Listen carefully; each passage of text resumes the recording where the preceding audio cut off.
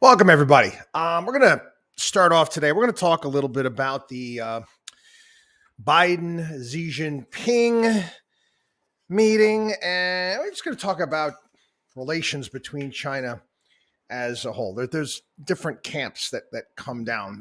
We've got enormous, a lot of really big time hardliners here in the United States that listen to what China's saying. They want to take over the world and they want to do this and they want to do that. Again, and you kind of study history. It is an autocratic regime. A lot of things are used for domestic consumption and trying to keep your people in line and thinking a certain way. It's a different way of living. It's not something not some place that I'd want to live. I wouldn't want to live under that by any stretch of the imagination. However, how do you go about engaging countries like China? I think we've been doing a pretty good job over the past several decades. Bear with me on this. I know as people say, what are you talking about? Intellectual property theft and Loral space under the Clintons. And we've made some mistakes. We most certainly, again, our nature here in a capitalist society is many times we look at things in terms of short-term profitability rather than what's going to really work out over the long term. Yeah, I talk about this. Go back to the when the Romans when Rome was a republic. That was one of the traits that they had. So part of their thing was not looking at things short-sighted, but what is it going to be 10, 15, 20, 30 years down the road? What was it a good idea for the United States to offshore so much of our supply chain? Yeah, a lot of the globalization types, okay, but there's a cost involved with this. And we've seen it all across our country. Yeah, I mean, you can go and get yourself a $5 t-shirt. Get yourself a $5 t-shirt, but what did it do to the textile industry here in the United States? We can get things at a lower cost. And again, there has to be somewhat of a balance. This has happened throughout history, especially also when it comes to things that are of national security important. I talk about computer chips, Taiwan Semiconductor. Who in their right mind allowed for Taiwan Semiconductor to be, and they're in Taiwan, to be the number one supplier of the best chips that are out there that we need to put into our missiles and our military equipment and our computers? Are you kidding me? You think that's a good idea? And they're in a Cold War. Were we going to, set up shop and, open up a high-tech chip factory, whatever it may be, right outside of the Soviet Union? Anyway, I'm a big believer that engagement is the right way of handling things, the right way of doing things, doing business. Interesting interview this morning with Charlie Munger. He's going to be 99 years old, I think, in the next week or two.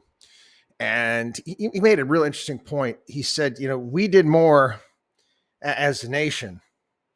We did more as a nation to lift 1 billion people out of poverty in China than they did. And you think about that to some degree. Why wouldn't we want to continue to engage?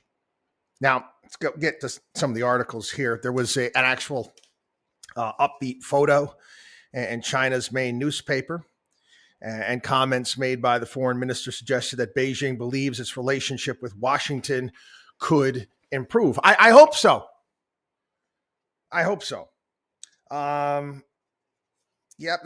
months, the newspaper People's Daily has featured Mr. Xi's warnings about China and that China must steer itself militarily and politically for an era of strife.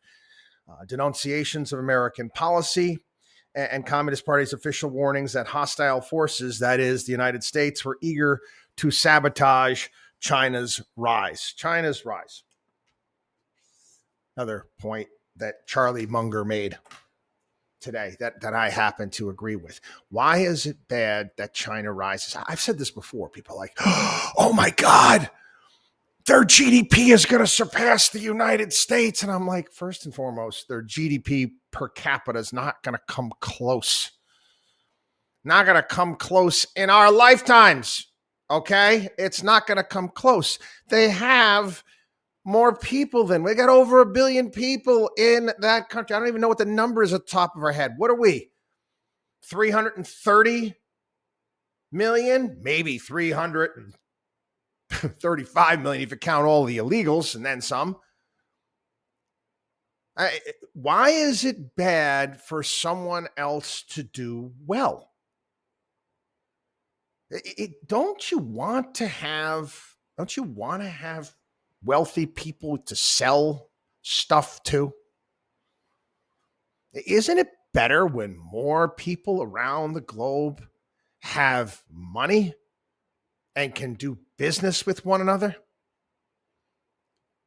Should we compete with China? Should we compete with China, in every way and try to put out better products? Yes, but that type of competition breeds excellence. That's what it does. I mean, it breeds excellence. And that's what you want. That's what the old concept, iron sharpens iron. Again, I get it. I get some of the people out there, well, they said that, human rights violations. Yeah. Do I think all of these things need to be addressed in some way, shape, matter, or form? I just like to flip things a little bit because I think this is important when you're trying to study others, an adversary. And I don't want to, I'm not calling them an enemy, but the old Godfather line, keep your friends close, but your enemies closer. I don't want to consider them. I don't want them to be. We shouldn't want them to be an enemy. We should want them to be a trading partner. Again, you want free trade, but you want fair trade. And there was a group out there, panel, it's a group saying U.S.-China Economic and Security Review Commission recommended that Congress direct the Biden administration to assess China's compliance with the 1999 agreement that awarded China permanent normal trade relations. Should we take a look at that? Yeah. I'm sure we're going to find instances of China violating that. Let me ask you a question. Do we not do the same thing here in the United States? Doing it with the Biden administration. Is this, the Biden administration taking taxpayer dollars and giving it to Micron to build a chip factory? Or when I was under the Trump administration, they did it so Foxconn could build this mythical factory that was supposed to be built in Wisconsin that was never built.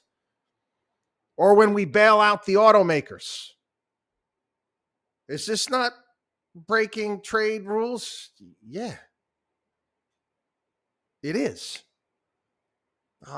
Again, we need to look at this, and you get a lot of hardliners out there want to bang heads. I don't understand that. I don't understand. I always go back to the line, trust but verify. Trust but verify. Ronald Reagan. Trust but verify. And again, as child of the Cold War.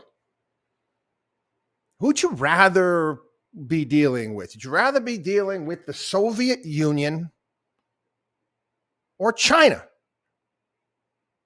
Which one? Who are they a little bit easier to handle? My opinion, again, you could say, well, Russia, their economy was in the toilet. Yeah, I get all that, okay? But again, the more business you do with someone, the more of a synergistic relationship that you can end up having. Doesn't that tend to push away conflict? You don't think that that the Chinese see what the repercussions would be if they roll into Taiwan globally? You don't think that they realize that. You're already seeing the European Union in many spots went all in with this Chinese investment in ports and the whole what was it new what was it what they call it, the bridge and road or silk, whatever they were trying to put forward there. And you're already seeing them push back from this based upon saying, well, wait a second here. We can't be too reliant. Look at what happened when we be reliant upon Russia when it came to energy. Do you think that China wants all of these investments to go up in smoke? They go into Taiwan. What do you think that means to all of these people that are working at Foxconn, making iPhones? You don't think there'd be pressure here in the United States to shut down all of that? Then what would they do? I don't know. Being a pariah, I don't think that that's in their best interest. They've got a much more developed economy than Russia does. You think that they want to throw that all away. Now granted, Xi Jinping is not former leader Hu Jintao by any stretch of the imagination. My warning is this: dialogue, engage as much as you possibly can. China has major domestic issues. We've talked about them here on the program. Major. I would actually be looking to actually work with them on some of these issues that they have behind the scenes. I mentioned this on the program. When we were, you remember the 2008 Olympics was in China. George W. Bush went there. And Hu Jintao told George W. Bush that the Russian government wanted to really stick it to us and asked them to start unloading all of our bonds, all the American bonds that they had, to start, wrecking that market and causing more of a financial havoc here in the United States. And they didn't do it. Could have. Didn't. They've got major domestic issues. And again, the last thing in the world you want to do is to push autocratic type regimes into a corner. You don't want that to happen, because you don't know how they're going to lash out. It's a dangerous way to go. So again, let's try to steer this in the right direction. Again, trust but verify. They say, okay, we've got to up our Navy in regards to its abilities. Okay, fine, but continue. Engage, and continue to do as much business as you possibly can. Trust but verify, free but fair trade, all of these things. All of these things I think are important to push the agenda forward. All right. Real quick on this one. This was interesting. It's not a China story here. The United States struggles to wean itself from Chinese solar power. To compete in a business dominated by its geopolitical rival, the United States needs to build a supply chain nearly from scratch. The whole Inflation Reduction Act, you got all sorts of, Biden talks about all these tax credits for solar and all of these things. But there's a caveat there. And European Union's not too happy about this. They're not too happy, saying, wait a second, you're breaking trade rules here, United States. I mean, we make electric vehicles, because they're made in Europe. We shouldn't, people shouldn't be able to get a break when they're buying our cars. How is that right? How is that fair? Again, got to see both sides. Well, the funny thing is when it comes, same thing comes to solar panels. And Now, as it turns out, solar right now, 4% of our power generation here in the United States. The numbers that they want, it's crazy what they want to do and where they want to get us to. China controls 80% of the solar panel supply chain. China has spent almost 10 times as much on solar manufacturing as the United States and Europe combined. Why? The labor costs in China are less than they are in the United States and Europe. Solar panels, again, there's margins involved when you're making certain products. And the amount of output that these solar panels generate, kilowatt, you can't have a very expensive solar panel, all right? You can't, because then it's not going to be worth it. It doesn't make any sense. In the same sense, I remember people getting upset. This was after we bailed out the automakers, and they found out, I don't know which was Ford or GM, was making one of these tiny little cars. It was a Ford Fiesta. I don't know what they're called. It's tiny little things. They look like they got bicycle tires. They moved the manufacturing from the United States to Mexico. Well, why did they do that? Well, they can't make money on those cars, making them in the United States based upon labor costs. They're being forced to make these cars because they have a certain mileage standard that they have to meet. So they've got to do what they've got to do. In a bid to boost U.S. solar production, President Biden in August signed into law the Inflation Reduction Act, tax credits, renewable power projects that use American-made equipment, as well as incentives for manufacturing solar panels, wind turbine blades, and other components within the United States. The Energy Department forecasts solar will need to grow to at least 37% of the U.S. power mix by 2035 to hit the clean energy targets. We're at 4% right now. Does anybody out there think that is humanly possible? No. I got another interesting solar story. We'll save it for a little bit later on in the program. I want to move on to more on the crypto nonsense that's taken place. Crypto nonsense and liberal porn. That's right. The more I look into this, I'll be honest with you, I really don't pay much attention to this space at all. I don't, because I think it's ridiculous. I see the stupid commercials on TV. We don't see them anymore. The crypto commercials are all but gone at this point in time.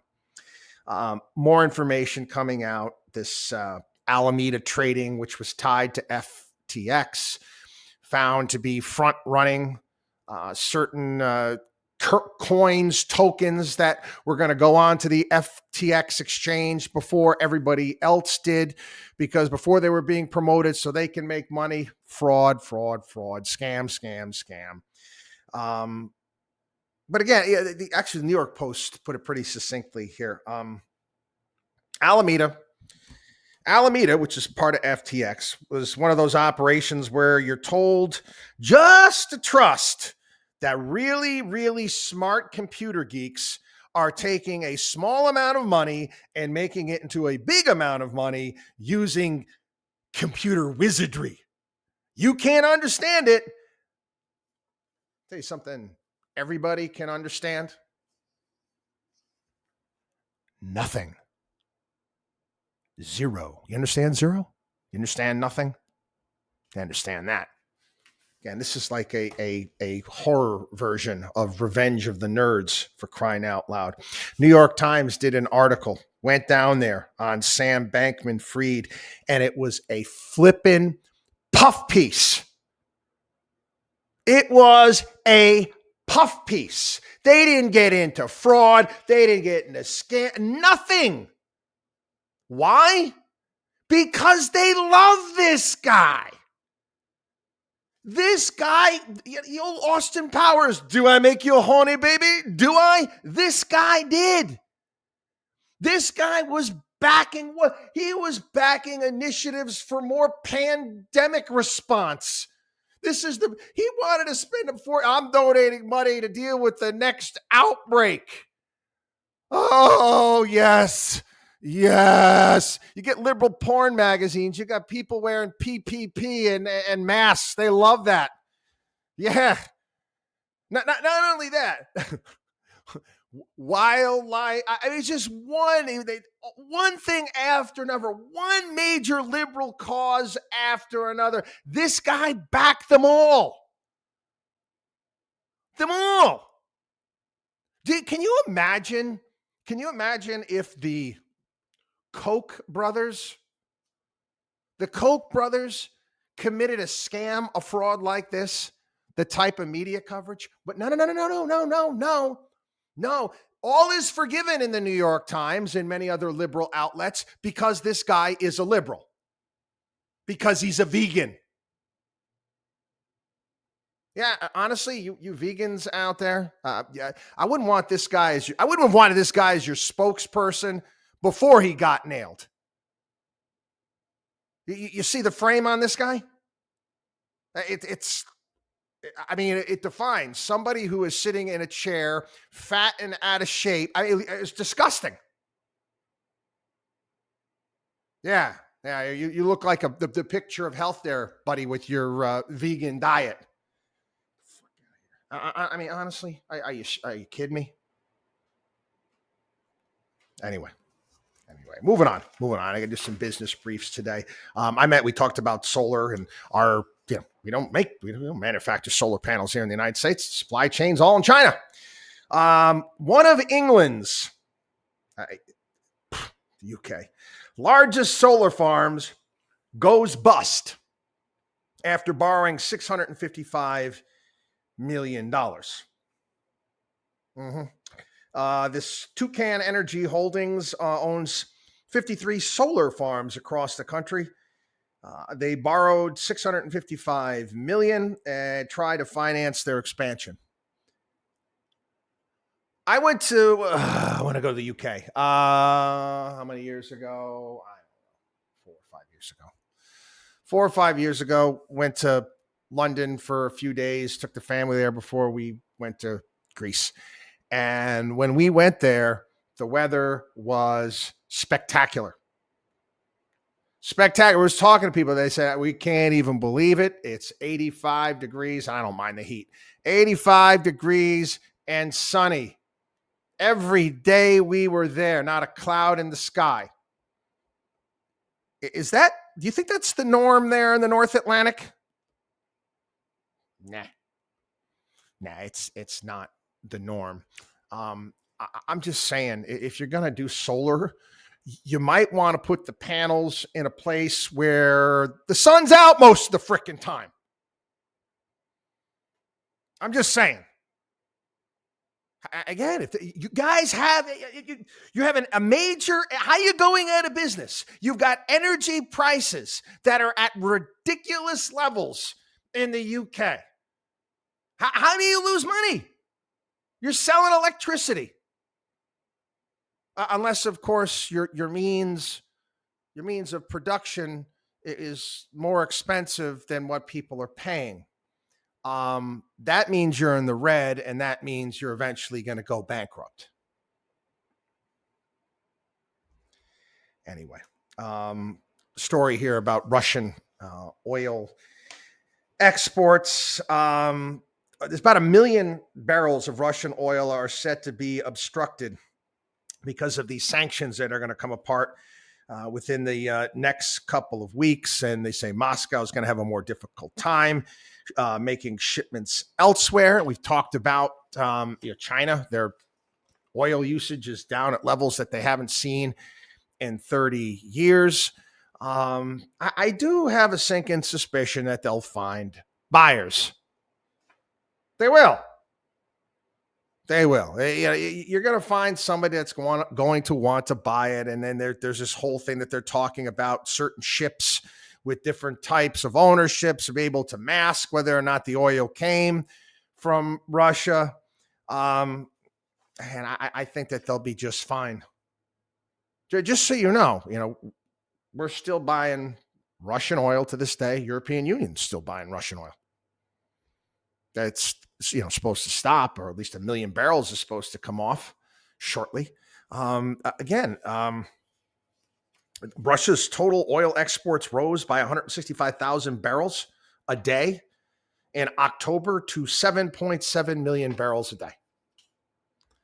They're still printing money, my friends, still printing money.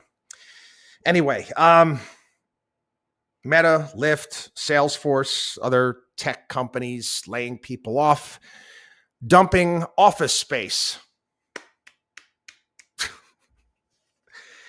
Some of the things that these tech companies did, I was just sitting back watching. I'm like, what the hell are they thinking? What the hell are they thinking? Why is this necessary? Why not do like Apple and just, build up some cash, and then you can just, if you find something you really like, you can move on it. But yeah, more and more office space here, there, and everywhere. And you got cities like San Francisco. I don't know how they're going to come back. I really don't.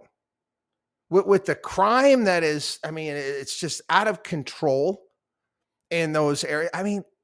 How? Remote work. Imagine, like I said, imagine owning a dry cleaning shop or a diner. And all you've got walking around now are drug addicts. You don't have the people that were normally doing business there.